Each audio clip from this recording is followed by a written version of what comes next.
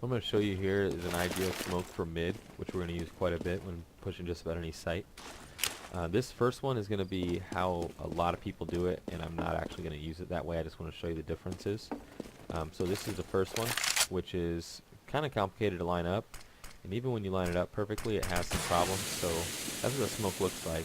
You can get it a little farther back to where it smokes closer to this wall, but even so, you can usually see through this corner with an op, or see through this corner, or if anything, it's not as dangerous to run through because there's still a wall to hug and then peek from and all that. Not to mention, if you slightly mess it up, for example, say you line it up and you're just a little bit too far to the left, what happens is the smoke leaves one side entirely exposed, like this, where you can totally see.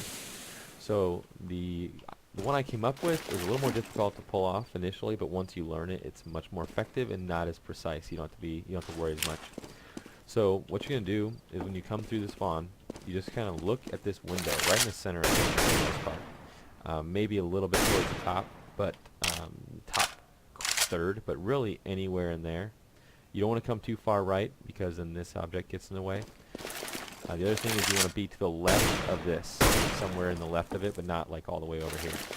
What you're just going to do is you're going to run, and then you're going to jump through it with your crosshair somewhere in there. And it's going to get, because you're jump throwing, it's going to bounce much farther forward and fully cover both sides. There's no way in hell anybody's seeing through here unless they push literally all the way through it, and now they're exposed. Now there's some things that can happen when you do this smoke if you're not too good at it, which is, let's say you line up a little too low and you hit it off the roof. I didn't even hit it off the roof, I'm going to do it intentionally. Let's say you line it up too low. There you go, you hit it off the roof. What's going to happen, it's going to land somewhere down halfway down mid, but it still covers everything we need.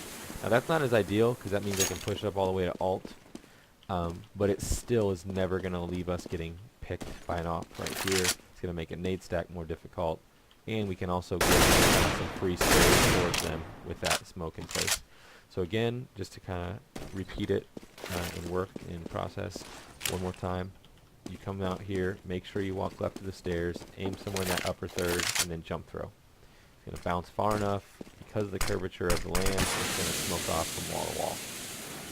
So I think that's a pretty important one. Now that'll allow us to come up here, take control of B without getting initially flanked and squeezed in, and then ultimately not know what we're doing.